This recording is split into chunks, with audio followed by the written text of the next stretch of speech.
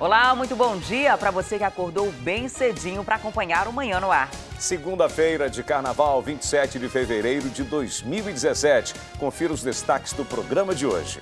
14 detentos fogem da cadeia pública no sábado de Carnaval. A polícia já recapturou 2 deles e 4 foram encontrados mortos. Esse vídeo mostra por onde podem ter saído os detentos que fugiram na noite de sábado da cadeia central. Deslizamento de terra mata 2 pessoas e deixa 4 feridos em Manacapuru. Entre os sobreviventes está um bebê de 1 ano e 5 meses.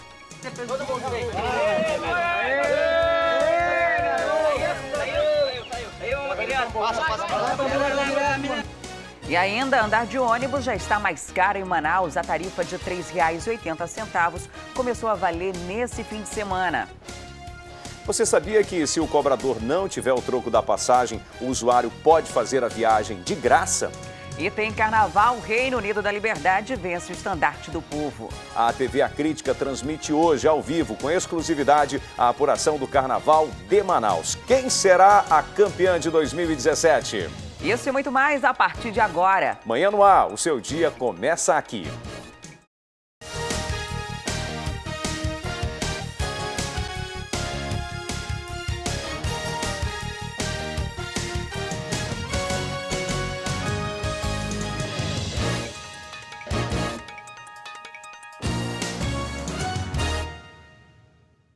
Olá, muito bom dia. Nós já estamos ao vivo, agora são 6 horas e 7 minutos e você deve ter percebido a nossa novidade. O Wilson Lima, a partir de hoje, faz parte do time do Manhã no Ar, o nosso reforço aqui. Seja muito bem-vindo. O Wilson Lima, que agora vai acordar cedinho de novo, né? É verdade. O Wilson apresentava o programa da rádio junto comigo durante 6 anos. Exatamente. Acordou bastante tempo durante a madrugada e voltou para a madrugada. Seja muito bem-vindo ao nosso programa. programa. Obrigado, Adriane Diniz. Muito obrigado pela receptividade, muito obrigado à produção que me recebeu muito bem hoje de manhã, né? E vamos em frente. Vamos lá. E olha, você pode participar do Manhã no Ar com a gente. É muito simples. Manda para cá a sua sugestão de reportagem, denúncia, flagrante. É só enviar uma mensagem de áudio ou vídeo. Envia para o nosso WhatsApp, é o 99225-8767. 9225-8767. Ou pode entrar também na nossa página no Facebook e interage com a gente por lá. Vamos lá, a gente começa a edição de hoje falando de uma fuga dos detentos da cadeia pública Raimundo Vidal Pessoa.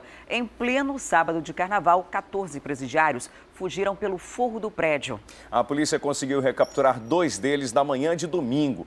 Também na manhã de ontem, 4 corpos foram encontrados em um ramal no bairro do Tarumã. E segundo a polícia, todos eram fugitivos da Raimundo Vidal. Esse vídeo mostra por onde podem ter saído os detentos que fugiram na noite de sábado da cadeia central. Ele foi divulgado nas redes sociais por agentes de dentro da cadeia. Do lado de fora, familiares procuram informações sobre os detentos, que ainda continuam lá. Elas dizem que eles sofrem ameaças. Entram lá para dentro, a gente só escuta os presos gritando de lá, daqui para fora, entendeu? E eles não vêm aqui dar uma satisfação, explicar para a gente o que está acontecendo realmente. O pessoal que está na igrejinha vão invadir, né, o isolamento onde meu filho está, que é para matarem eles, né? Eu não sei nem por que o motivo. De acordo com a Secretaria de Administração Penitenciária, a fuga aconteceu na noite de sábado por volta de 11h45.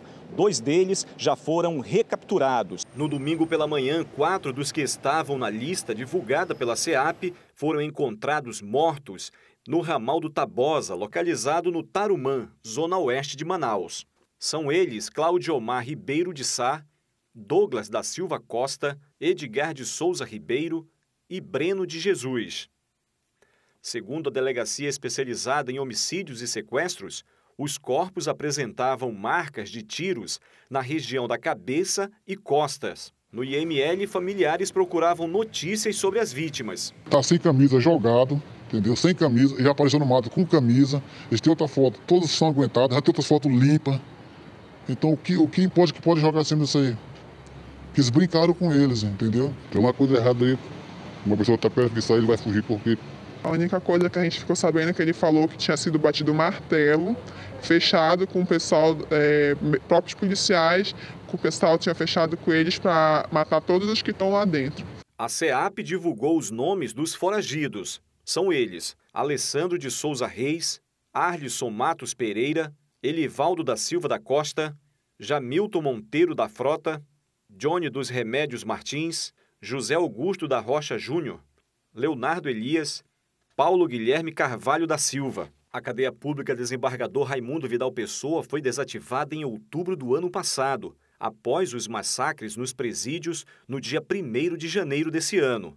Por conta disso, foi reaberta para abrigar os detentos que estariam sendo ameaçados. No mês de janeiro, uma rebelião levou à morte de 5 internos. Na última quinta-feira, um detento passou mal e os demais iniciaram um princípio de tumulto. A polícia ainda não se pronunciou sobre essa acusação dos familiares. A investigação das mortes está sendo feita pela Delegacia de Homicídios e Sequestros. Uma situação bem inusitada, né, Wilson? Tendo em vista que é um buraco no forro, a gente viu na semana passada a fragilidade do sistema, uma vez que os próprios detentos, na tentativa de socorrer um outro preso que passava mal, conseguiram quebrar o cadeado e se deslocar com tranquilidade dentro da cadeia pública. E a família faz uma acusação séria de que esses presos não teriam fugido e sim teriam sido levados pela própria polícia. Os detentos foram levados para essa unidade prisional, que já havia sido desativada no ano passado, no início desse ano, né, em janeiro, por conta daquelas mortes que aconteceram lá no complexo penitenciário Anísio Jobim. Esse é um prédio antigo, inclusive já há uma determinação da Justiça para a retirada desses detentos dessa unidade, que não tem a menor condição de manter presos ali. Não só pela questão da fragilidade na segurança, mas também pelas condições humanas, né? Não há condições de pessoas ficarem naquele prédio, é um prédio histórico. Havia inclusive a proposta de que esse prédio pudesse ser reformado, revitalizado, para servir como uma espécie de museu, mas até agora nada foi feito nesse sentido. O último prazo aí para a desativação, definido na semana passada, é até o mês de abril. E o Jornal A Crítica de hoje destaca: foragidos da Vidal Pessoa, fuga e execução. Detentos da cadeia pública foram encontrados mortos 10 horas após fugirem. Essas e outras reportagens completas podem ser conferidas no seu tablet ou no seu celular. É só baixar gratuitamente o aplicativo A Crítica Digital. Cadastrando-se, você ganha um mês de assinatura grátis. O aplicativo já está disponível nos sistemas Android e iOS. Um vigilante morreu durante um assalto ontem à tarde no bairro Jorge Teixeira, na Zona Leste. O Eric dos Santos Reis, de 26 anos, voltava para casa quando foi rendido por 2 assaltantes que queriam o celular dele. De acordo com a polícia, a vítima entregou o aparelho, mesmo assim foi baleada na cabeça pelo homem que estava na garupa da moto. De acordo com a família e amigos, o vigilante não era envolvido em crimes e nem com o tráfico de drogas. O assassinato será investigado pela Delegacia Especializada em Homicídios e Sequestros. E olha a audácia dos criminosos. Um homem entrou em uma casa no conjunto Xangri-Lá, no Parque 10, e fez a limpa nessa residência. As imagens mostram o momento em que o homem furta alguns dos objetos. E mesmo percebendo que havia câmeras de vigilância, continuou o furto. A moradora acredita que ele subiu pela árvore que fica ao lado da residência. Esse é o famoso caso do ladrão alpinista. Ele consegue entrar na casa e roubar na surdina durante a madrugada. A gente está numa casa aqui que foi roubada por ele. As câmeras de segurança aqui da residência filmaram tudo. Parece que ele não percebeu o momento em que estava sendo filmado, porque ele estava mostrando muito tranquilo. Primeiro ele chegou aqui no portão da casa, tirou os 2 sapatos, colocou os 2 sapatos na mochila. Logo depois, ele conseguiu abrir essa porta aqui. Entrou, andou aqui e começou a subir essa escada. No momento em que ele subiu, ele verificou que não tinha como entrar na residência.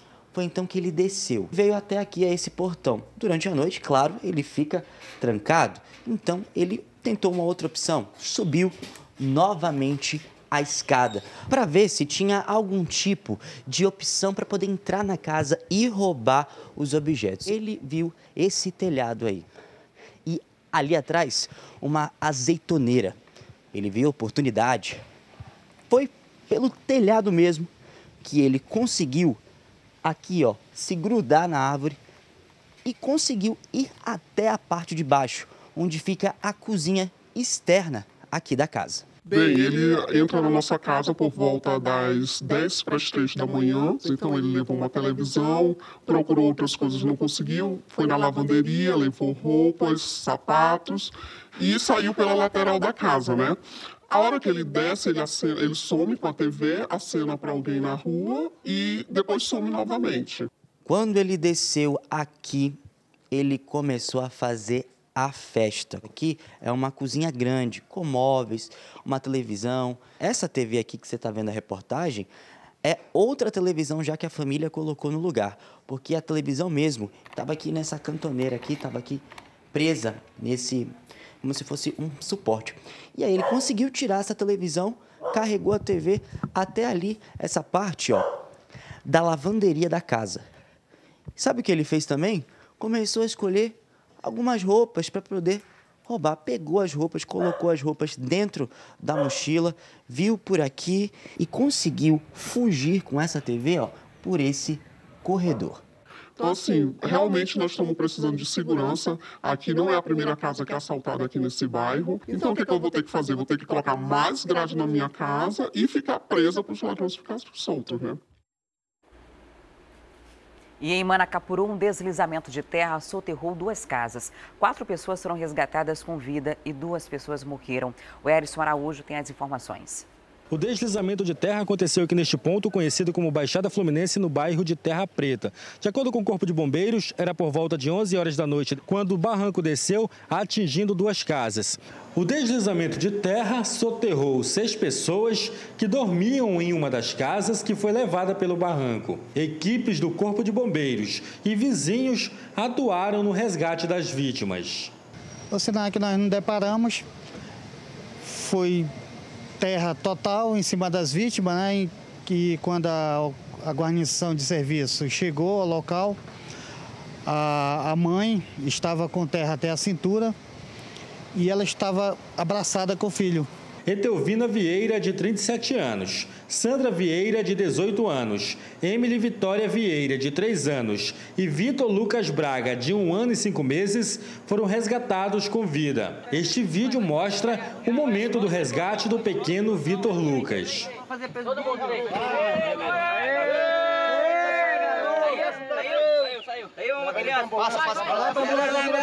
O Corpo de Bombeiros retirou dos escombros sem vida Aguiar Mendes de Souza, de 79 anos, e Maria Eduarda da Silva, de 7 anos. E aí, às 4 horas da manhã, nós conseguimos achar a criança. A gente já tinha tentado muito com enxadas, pás, picareta, a população ajudando. Mas é um cenário muito complicado, porque muita terra, mais de 2 metros de terra em cima de uma criança. Moradores que ajudaram no resgate dão detalhes da tragédia. Quando nós escutamos foi a queda do barro, estava ali em casa ali. Quando eu corri aqui, só estava a senhora já de atravessada aí, o barro atolado com a criança. E quando nós chegamos, o senhor já pediu socorro aí, né? Podia a gente ajudar ele, mas já estava culpado com a criança, né? Ajudando um pessoal aí. E o outro ninguém conseguiu mais não. Quando ele pediu socorro, quando nós fomos lá ajudar ele, já estava morto. Já não tinha mais vida mais. Mas graças a Deus nós conseguimos salvar 4 pessoas ainda. Aqui de cima a gente consegue ter noção da altura do barranco que deslizou. A preocupação dos moradores é que novos deslizamentos aconteçam, já que aqui moram cerca de 20 famílias nessa área de risco. Ninguém tem tranquilidade, ninguém consegue nem dormir sossegado. Dorme todo tempo subsaltado com o que pode acontecer, né? Tá, preocupa, porque a nossa casa está instalando, a gente nem dormiu, tô desde ontem sem dormir, tenho 3 crianças pequenas. E tá difícil a situação da gente aqui. Porque eles não estão nem pra gente, ó. Desde a hora que aconteceu, agora que apareceu esse povo aí. Não apareceu o prefeito, não apareceu a Defesa Civil, nem a ambulância não tinha para levar os pessoal que estavam feridos. Veio só o Corpo de Bombeiros sem ambulância, sem nada. A Defesa Civil do município isolou a área e uma equipe da Secretaria de Assistência Social esteve no local realizando um cadastro para a retirada das famílias. Infelizmente, a família já tinha sido retirada de uma área de risco e retornou para uma área de risco, né? E aconteceu essa fatalidade. Mas a Prefeitura está presente através da Secretaria de Assistência Social. Nós vamos esperar o levantamento da Defesa Civil para ver quantas famílias precisam ser retiradas e acolhidas, que a gente vai estar providenciando um acolhimento emergencial. O comandante do Corpo de Bombeiros fez um alerta para as famílias que vivem em área de risco. Pelo menos ficar em estado de alerta, procurar a casa de um parente, verificar, pedir informações nossas, solicita nossas equipes de serviço, solicita a Defesa Civil para que faça uma avaliação da encosta do barranco, se está proporcionando risco para aquela pessoa ou não. Ainda falando de Manacapuru, a chuva tem causado muitos transtornos por lá. Várias ruas ficam alagadas, muros caem com a força da água e a população sofre com a falta de infraestrutura em alguns bairros. Confira. Foram vários os bairros da cidade que apresentaram pontos de alagamentos. O maior volume de chuva tem causado transtornos para a população. Esta aqui é a rua Quintino Bocaiúva, esquina com a rua Getúlio Vargas. Ela ficou nessas condições após a chuva que caiu aqui na cidade. Para passar por aqui, tem que ter coragem. O grande volume de água transformou a rua em um rio. Segundo os moradores, a falta de limpeza e manutenção dos bueiros tem contribuído para o problema. Vai piorar cada vez mais, né? Essa chuva, vontade de Deus, pode fazer o que nada, né? Mas os bueiros todo tempo, né? Desse jeito aí, ó, o bueiro aí entupido, né? Por isso que causa mais, né? Problema, né? A chuvinha, olha, a água aí fica, né? Qualquer chuva aí, alaga tudo rapidinho, né? Aí a água sobe, olha. E aí abaixou um pouquinho, mas agora tá mais cheio, né? A água aí. Sem opção, moradores se arriscaram a passar pelo local. É complicado, quase que não consigo atravessar. Muita dificuldade de a gente passar por aqui. Além dos vários pontos de alagamento, parte do muro da Escola Estadual Nossa Senhora de Nazaré, localizada no centro da cidade, desabou com a forte chuva. E agora vamos falar sobre os ataques aos ônibus que aconteceram na semana passada. A polícia apresentou um homem suspeito de atear fogo na linha 450, que faz rota da Ponta Negra à Cidade Nova. E acredite, ele já trabalhou como motorista de ônibus aqui em Manaus. Terminal 3, Cidade Nova, para onde se vira passageiros inconformados com o transporte coletivo. Demora dos ônibus e muito lotado. Quando ele vê, às vezes a gente está na parada, não para. A manutenção de transporte em Manaus não funciona. Eu sou mecânico, tenho 34 anos de mecânico. Não funciona. É porque lá os motoristas fazem a lista. Olha, o ônibus está acontecendo isso. O encarregado, o gerente da manutenção de todas as empresas, não estou falando como um ano só não, todas.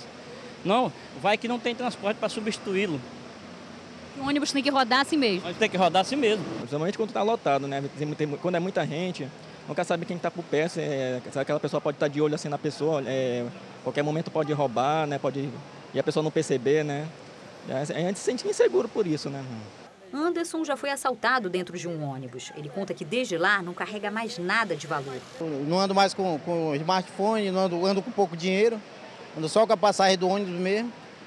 E a gente anda com o pé atrás, né, todo tempo. E quem anda de ônibus agora tem uma preocupação a mais, os ataques aos veículos. A pessoa passa na moto, joga o coquetel molotov, queima o ônibus e às vezes pode não dar tempo da gente sair, né? Medo a gente tem. Vocês estão trabalhando com esse medo? Eu trabalho com esse medo. Meu parceiro também. A PM chegou a prender este homem por tentar colocar fogo em um ônibus na Redenção. Wilson disse que não tinha intenção de atear fogo no veículo, mas não conseguiu explicar por que estava com combustível. Para a polícia, o depoimento dele apresenta contradições. Ele é ex-funcionário de uma empresa de ônibus, tinha cartão do Sinetran, que dá direito a andar de graça nos coletivos. Para os delegados que trabalham nas investigações, os ataques à frota foram coordenados. O modo praticado na ação de quarta-feira foi idêntico ao modo praticado na ação Zumbi no Galileia. Nós temos imagens também relativas à situação que aconteceu ali na Compensa, com o ônibus da Via Verde. Então, tudo isso denota uma situação de aparência, uma similitude nas ações, exceto a dele, que foi uma ação isolada. Eu digo isolada porque ele teria, em tese, agido sozinho, mas guarda correlação com os outros fatos. A Secretaria de Segurança Pública fez questão de tranquilizar a população. Em entrevista nesta sexta-feira, o secretário Sérgio Fontes explicou que ninguém se interferiu nas ações criminosas contra os coletivos. Segundo ele, não faltou policiamento nas ruas. E o que gerou insegurança foi a suspensão das linhas. Não tinha necessidade de suspender a circulação de ônibus? Nenhuma. Nem quando motoristas são alvejados por assaltantes, os funcionários retiram. Ainda mais agora que ninguém tinha sofrido nada e que nós estávamos à disposição para garantir a segurança do transporte urbano e que ele levasse em segurança a sociedade para casa. Para evitar novos ataques, a Polícia Militar disse que passou a atuar de forma ostensiva em locais de grande movimento e principalmente nos pontos finais. Se for preciso, PMs vão fazer abordagens dentro dos ônibus. O nosso policiamento ostensivo está sendo reforçado nos pontos terminais dos ônibus, porque nós já temos hoje o nosso policiamento nos corredores viários e nos terminais de ônibus. O Sinetran disse que não recebeu nenhum documento ou ligação das autoridades policiais oferecendo apoio durante o tumulto. O sindicato informou que entrou em contato com a polícia, mas não foi atendido, o que não justifica toda essa situação, né? Uma vez que esses ônibus foram retirados de circulação e a população ficou abandonada. Mesmo que a polícia não estivesse na rua e a polícia estava, não tem justificativa que explique o fato desses ônibus terem sido retirados de circulação e a população penalizada sem poder voltar para casa. As pessoas tiveram que voltar para casa a pé, com carona, muita gente não tinha como pagar táxi ou mototáxi. Foi um transtorno muito grande e ainda por cima de tudo isso, desde sábado, a população começou a pagar R$ 3,80 na tarifa do transporte coletivo. E a Câmara de Vereadores de Manaus realizou uma audiência pública na sexta-feira para discutir exatamente o sistema de transporte público na cidade. Só que a situação por lá foi bem complicada e antes mesmo de iniciar essa sessão, houve protesto e pancadaria. Vocês são vergonha! A mulher de vocês! A confusão começou quando manifestantes foram impedidos de acompanhar a sessão na Câmara Municipal. Alguns tentaram entrar à força e foram repelidos com spray de pimenta. Minutos depois, o bate-boca entre manifestantes e seguranças partiu para a pancadaria. A Guarda Municipal e a Polícia Militar foram acionadas para conter o tumulto. Eles bateram na gente, spray de pimenta, cacetete, como se nós fôssemos bandidos, vagabundos, e nós não somos. Nós somos trabalhadores, estudantes, nós estamos aqui lutando por nós e pelo povo. Parlamentares conseguiram negociar para que todos conseguissem entrar, desde que respeitassem as regras de comportamento da casa. Eles ocuparam a galeria do plenário e exibiram faixas e cartazes de protesto. Estas donas de casa decidiram participar da manifestação. Para elas, é válido lutar contra o aumento da passagem de ônibus. Olha, o protesto é legal. Não é legal é fazer baderna, né? Quebrar portas eu não acho legal, mas vir para lutar é certo. O silêncio aqui no plenário durou poucos minutos. Cada pronunciamento é retribuído com gritos, aplausos ou vaias. Manifestação aqui do lado de cima, pressão para quem está lá embaixo. Bom, durante essa manifestação, esse confronto que teve lá na frente da Câmara de Vereadores, tinha o pessoal que apoiava o prefeito e tinha o pessoal contrário ao aumento da passagem do ônibus e algumas outras medidas que foram tomadas no sistema público de transporte. Agora, a gente percebeu também a presença de pessoas que não tem nada a ver com essa história, né? De pessoas que estavam, inclusive, agredindo, né? Pessoas que partiram para esmurrar, para dar chute em algumas pessoas, e isso precisa ser investigado pela polícia, saber a mando de quem essas pessoas estavam lá, porque tem gente que vai para esses locais, aproveita a oportunidade apenas para praticar violência, apenas para causar tumulto numa situação que já está bem delicada, bem complicada. Com certeza. Olha, é muito fácil identificar essas pessoas porque as imagens são muito claras e mostram quem estava agredindo, quem estava sendo vítima dessa agressão. Fica muito claro quando você vê as imagens. A presidência da Câmara Municipal informou em nota que a Guarda Municipal não agrediu os estudantes e os representantes de movimentos sociais e que os seguranças apenas acompanharam os parlamentares que estavam na escadaria e tentaram conter os ânimos dos manifestantes. A nota diz também que os estudantes quebraram uma das portas de vidro. Agora, esse dano ao patrimônio precisa ser ressarcido, alguém tem que pagar por isso. Com relação à nota que a Câmara diz que ninguém foi agredido, a gente percebeu que alguém do lado de dentro da Câmara estava usando spray de pimenta. Isso é ou não agressão? Quando finalmente a audiência iniciou na Câmara para alguns vereadores, a planilha apresentada não trazia informações precisas que justificassem o aumento da tarifa. A tensão era generalizada. Com a confusão, a audiência pública para discutir o reajuste da tarifa do transporte coletivo começou com 1 hora de atraso. Todos aguardavam pela apresentação da planilha de custos do sistema de transporte coletivo de Manaus. Mas o que foi apresentado não agradou. A apresentação dessa planilha gerou ainda mais discussão. Para os vereadores, nela não foram apresentados os custos que justificariam o reajuste da tarifa. A audiência pública é um grande circo, um circo montado pela Prefeitura para tentar justificar o injustificável.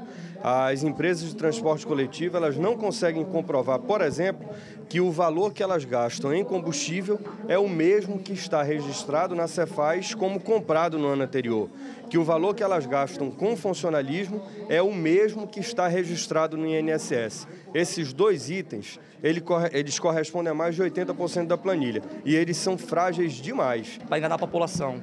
Para mim, essa planilha não existe. A planilha tem que ser colocada com a presença do Ministério Público. E aí eles montaram mesmo, o próprio segmento montaram a planilha e vão apresentar a planilha aqui mais alto do que estão gastando. Então, o que acontece, que eu acho? Que essa audiência, para mim, é um fiasco. Vou falar logo o português correto, é um fiasco. Segundo a Prefeitura, a tarifa subiu para R$ 3,80 depois da retirada dos incentivos fiscais do governo do estado. Para o líder do prefeito na casa, o governo é que deve voltar atrás para que a tarifa não sofra o reajuste. Gerou essa grande crise inesperada, depois de um aumento de 3,30 apaziguado, contando com subsídio, o governo tira o subsídio, aí causa aquilo que juridicamente se vê, que é aquilo que não é previsto e que acontece que atinge, cai o contrato, a planilha e tem que refazer o cálculo e deu nisso, uma tarifa de 3,80 num tempo de crise absurdo por causa de um palanque antecipado de 2018. Nós vamos continuar debatendo, precisamos encontrar o caminho para que a tarifa possa reduzir e eu vejo que o caminho é o poder executivo municipal e poder executivo estadual possam sentar à mesa para que a população não pague essa situação que está acontecendo hoje. O vereador Chico Preto sugeriu que a Comissão de Transportes editasse um decreto legislativo para que o reajuste seja suspenso. Nada mais sensato, lógico, até que nós possamos compreender a tarifa. O Tribunal de Contas também está fazendo uma análise paralela a isso, então nada mais lógico que a gente compreenda para depois passar a valer. E não primeiro passa a valer e depois a gente vai compreender. O líder do movimento estudantil foi à tribuna. Porque não se faz audiência pública em lugar nenhum do mundo com o povo na galeria. O povo tem que estar aqui embaixo e debater junto, inclusive para pressionar e fazer a fiscalização com controle social. Por causa da falta de dados na planilha de custos, esta vereadora pediu a instalação de uma comissão parlamentar de inquérito.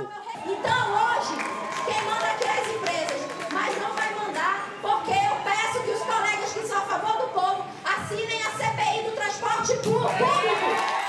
Com a audiência quase no fim, mais tumulto. Manifestantes desceram da galeria para invadir o plenário. A casa é do povo! A casa é do povo! A casa é do povo! Só os vereadores e a sociedade organizada que foi acordada desde o início. Insatisfação também para a Defensoria Pública. Existe, até o presente momento, pendente de julgamento, uma tutela de urgência no Tribunal de Justiça e também da parte do Tribunal de Contas do Estado do Amazonas, o Ministério Público de Contas, também já fez representação no mesmo sentido, solicitando a suspensão. O motivo alegado pelo prefeito do aumento para 3,80 é de que houve a retirada dos subsídios, o que foi confirmado, inclusive, pelo vereador Gideão.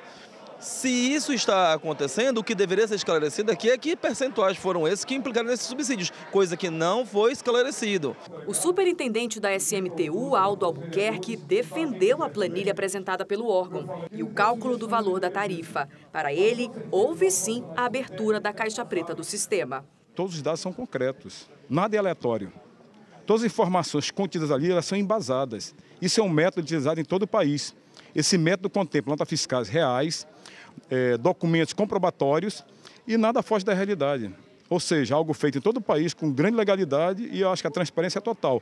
Qualquer gestor que se antecedeu ao prefeito Arthur, ele utilizou o mesmo método. Vereadores chegaram a assinar o requerimento para a abertura de uma CPI do transporte coletivo, mas 14 assinaturas são necessárias. A audiência pública para discutir o reajuste da tarifa terminou depois de 4 horas. Essa tutela de urgência que o defensor público declarou estar pendente foi analisada na sexta-feira, mas a juíza Teovina Lobo Braga se absteve em julgar a medida por continuar sem entender os requisitos legais. Como se trata de uma discussão que envolve interesses da administração pública, a magistrada concedeu um prazo de 72 horas úteis para que o governo do estado e a prefeitura se manifestem sobre esse assunto. E depois disso, ela vai novamente avaliar o pedido da Defensoria e do Ministério Público. Em resposta à nova representação ingressada pelo Ministério Público junto ao Tribunal de Contas do Estado do Amazonas, que pedia a suspensão da nova tarifa da passagem de ônibus, a relatora das contas da SMTU, conselheira Yara Lins dos Santos, decidiu não suspender, por enquanto, o reajuste da passagem, mas convocou uma reunião com o prefeito em exercício Marcos Rota, a Superintendência Municipal de Transportes Urbanos e a Secretaria de Estado da Fazenda para o próximo dia 7. E a decisão final deve sair até o dia 10. E o TCE está convocando a Prefeitura e o Governo do Estado para dar essas explicações sobre o aumento da tarifa de ônibus. Sobre esse assunto, nós vamos conversar ao vivo com o Danilo Alves, que tem mais informações para a gente. Olá, Danilo, bom dia. A Prefeitura e o Estado vão apresentar essas justificativas quando? Já tem uma data definida para isso? Bom dia, Adriane. Bom dia, Wilson. Como o Wilson acabou de falar, essa reunião vai acontecer no dia 7 de março. É justamente um prazo de 5 dias que o TCE, no caso, a Yara Lins, que é a relatora de contas da SMTU, fez para justamente eles poderem dar as explicações para que eles possam explicar essa questão da tarifa de ônibus. Como também aconteceu, vocês viram na matéria, o desembargador Ari Moutinho, que fez aí essa questão da ação de emergência, de urgência, que o promotor da Defensoria Pública pediu, essa situação aí para que justamente faça essa suspensão da tarifa, mas o desembargador Ari Moutinho do Tribunal de Justiça foi ele que negou essa situação. Vocês já falaram realmente como é que vai acontecer essa reunião? Essa reunião acontece no dia 7, vai ser justamente uma reunião para saber como é que vai acontecer essa explicação da Prefeitura de Manaus, essa explicação também da SMTU sobre essa questão das planilhas. Tudo foi explicado já nas matérias, falando como é que vai ser daqui para frente, porque o MP, no caso o MPC, já tinha feito um pedido à Defensoria, na verdade, o MPC já tinha feito um pedido ao Tribunal de Contas do Estado para justamente suspender essa questão da tarifa de ônibus, e também agora a Defensoria Pública, juntamente com o Tribunal de Justiça, também fez um pedido para que seja suspenso. Os dois foram negados nesse fim de semana. Yara Lins, que é relatora do SMTU, ela acautelou, no caso, esse pedido no sábado, e já o Tribunal de Justiça, o desembargador Ari Moutinho, negou essa ação de urgência no domingo. Então, vai dar aí também o Tribunal de Justiça um prazo de 72 horas, além dessa questão do TCE, porque são duas ações diferentes. Uma quem entrou foi o MPC, que é o Ministério Público de Contas, para o TCE, e já para o Tribunal de Justiça foi a própria Defensoria Pública. Então, o que vai acontecer? Da questão do TJ, vai ter um prazo de 72 horas para o município poder dar resposta sobre essa situação, analisar novamente essa planilha que foi feita, que foi mostrada na sexta-feira. E já a questão do Tribunal de Contas do Estado, essa reunião vai acontecer já no próximo dia 7, porque, como eu disse, é uma questão aí, um prazo que eles estão dando para a Prefeitura poder dar as argumentações. Porque, como a própria relatora falou, é um assunto bastante complicado, que envolve a economia, ou seja, existem os custos que as empresas têm, por isso que eles vão chamar o SMTU, vão chamar o Sinetran, que é o sindicato que representa essas empresas, além da Cefaz, que foi justamente o órgão que fez essa injunção para poder fazer essa tarifa, que no caso que é das contas do nosso estado, que verifica realmente essa questão tarifária. Agora a gente está aqui no Terminal 1 da cidade, já está valendo 3,80 desde sábado e a população já continua a pegar aqui o ônibus em direção ao compromisso, enfim.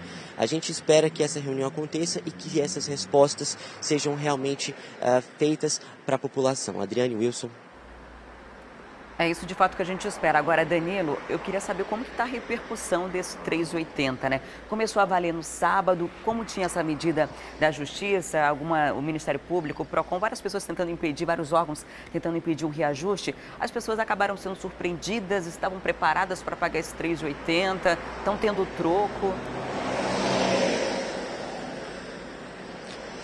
Pois é, desde sábado essa situação já está acontecendo, né? Existe justamente uma matéria que vocês vão ver aqui da lei do troco agora, que vocês daqui a pouco vão assistir, mas a questão do troco, por enquanto, está tranquila, já como 3,80, 20 centavos, 2 moedas de 10, na prática, né, na teoria é fácil de dar esse troco, mas na prática não está sendo muito fácil não. A população, ela não foi pega de surpresa porque realmente já estava sendo anunciado desde a semana passada esse reajuste de 3,30 para 3,80, mas no sábado algumas pessoas realmente ficaram bastante confusas por conta dessa nova tarifa e também exigiram um troco, que é o troco é de direito, e existe uma lei realmente que fala que se não houver troco dentro dos coletivos, a pessoa, o usuário de ônibus, ele pode sim não pagar a tarifa, não pagar a passagem e andar de graça no coletivo, né? A gente sabe que às vezes isso não acontece, né, aqui na nossa cidade, mas deveria acontecer. As pessoas estão aqui, elas precisam, né, Adriane e Wilson, pegar os ônibus todos os dias, elas precisam desse sistema.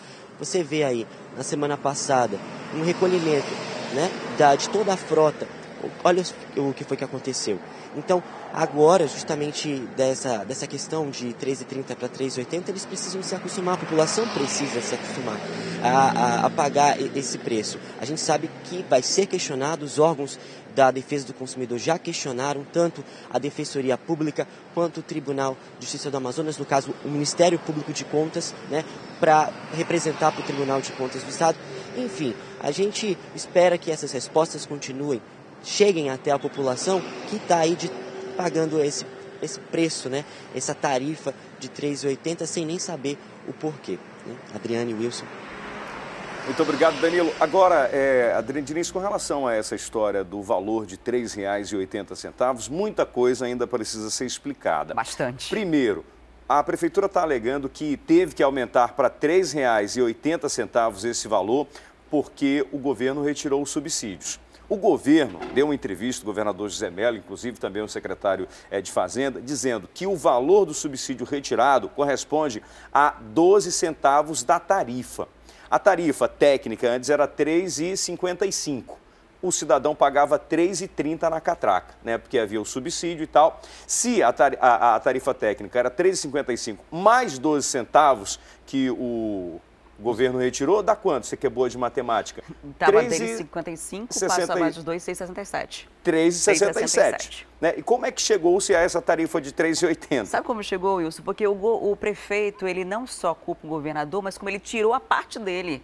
O subsídio que a prefeitura pagava, a contrapartida dele, do município, foi retirada também. E aí o prefeito não deu explicação por que retirou. Disse que agora não ia ter mais subsídio de ninguém, o governador tirou porque não foi cumprido o acordo, que o acordo era não aumentar a tarifa, e houveram 2 aumentos aí, e ainda por cima retirou o próprio subsídio. O próprio Sinetran, quando o governador disse que tiraria o subsídio porque tinha aumentado a tarifa, disse que haveria um reajuste para cobrir esses custos, em média de 24 centavos. Só que a prefeitura foi lá e aumentou mais 50 centavos a tarifa. Então, são muitos números que ainda não estão explicados.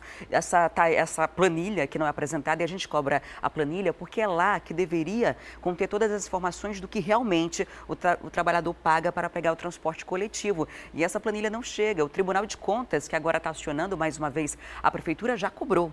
e até agora nada foi apresentado. A Prefeitura ignora todas essas determinações. O próprio prefeito em exercício agora, Marcos Rota, disse na coletiva que existe uma caixa preta, cheia de segredos. Está na hora de abrir essa caixa preta, né? E é preciso de um contador para traduzir esse negócio, porque as autoridades ainda não conseguiram entender, as que tiveram acesso às planilhas. Os vereadores dizem também que não conseguem entender, que os números são complexos, né? Aí eu fico imaginando, e o cidadão comum? E a gente? E a gente? E ainda falando sobre os problemas no transporte público, além de todo esse impasse aí no valor da passagem, há ainda uma outra situação. A dívida das empresas de ônibus com o Detran, que ultrapassa 5,5 milhões de reais.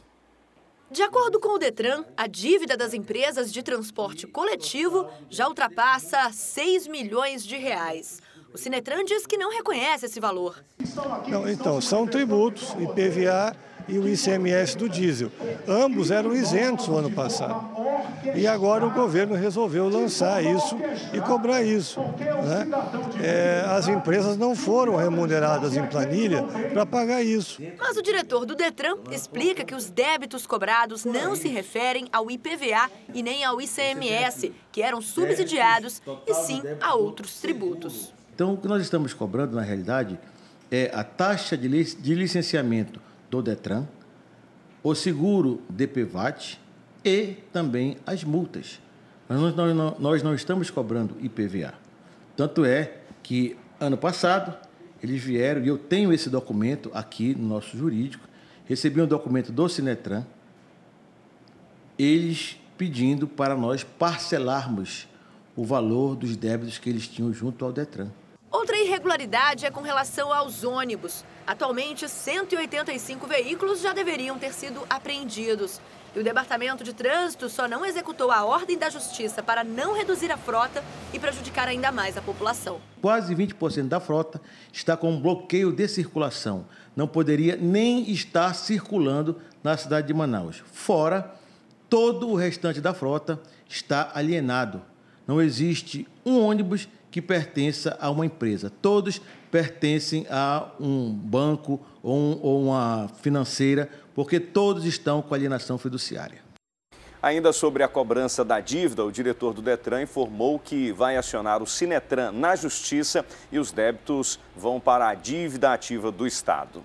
E nós vamos falar agora de um direito ainda pouco conhecido pela população, o de passar na catraca sem pagar, caso o cobrador não tenha o dinheiro do troco. Com o aumento da tarifa do transporte público que passou a valer neste sábado, é bom o passageiro ficar atento na hora de pagar a passagem. Um direito que alguns passageiros nem sabiam que tinham. Ser transportado gratuitamente caso o cobrador do ônibus coletivo não tenha o troco para dar. Essa lei existia, é uma lei nova, né? Tinham que avisar antes. Tanto é que já muitas vezes aconteceu comigo e eu fiquei sem receber o troco. Agora você não pode mais deixar passar. Agora com esse alerta, não deixa mais passar não. Embora ainda seja desconhecida por muitos, a medida é um direito garantido na lei orgânica do município. Se a empresa, no caso o cobrador, não tiver, aí obviamente que a própria LOMAN já também estabelece e coloca que daí é a gratuidade do serviço. Aí não tem troco, então aí vai de graça no transporte coletivo. Mas é importante prestar atenção, pois a lei do troco só vale em um caso específico. Desde que o pagamento seja feito em moeda, não é? Na nossa moeda, e que não ultrapasse, claro, 5 vezes o valor da passagem. Neste sábado, a tarifa do transporte público de Manaus subiu de R$ 3,30 para R$ 3,80. Segundo a coordenadora do Procon Amazonas, os órgãos de defesa do consumidor não desistiram e vão em busca de respostas que justifiquem esse segundo aumento em tão pouco tempo. Nós não vamos passar batido e a gente vai sim estudar, junto com a Procuradoria-Geral do Estado, a melhor maneira de que a gente possa reverter essa situação. Olha, a situação é extremamente delicada. Wilson, sabe o que vai acontecer agora? É muito provável que a Prefeitura obrigue o usuário do transporte coletivo a usar o Passa Fácil, que é aquele cartão que você abastece antes, já paga a passagem antes de utilizar o serviço, com a alegação de que por uma questão de segurança, uma vez que já existe inclusive um projeto que inclui a Secretaria de Segurança para tentar evitar que haja circulação de dinheiro dentro do transporte coletivo. E agora, com a possível dificuldade de dar os 20 centavos de troco, que haja mais uma motivação para que a Prefeitura determine que o usuário pague pelo seu serviço, pelo transporte coletivo antes. O problema é que existem poucos lugares que oferecem esse serviço, né? Para você conseguir carregar, são hoje 6 lugares que oferecem esse tipo de atendimento, vai ser um pouco difícil. E aí também tem uma outra situação, tem aquelas pessoas que não utilizam o transporte coletivo o mês todo, usam de ônibus eventualmente, né? Como é que vai fazer essa pessoa? Vai ser obrigada a comprar o cartão? E daqui a pouco tem o quadro A Vaga é Sua. E a gente traz também detalhes sobre o programa da Receita Federal que já foi lançado para você que pretende declarar o imposto de renda. É um instante só.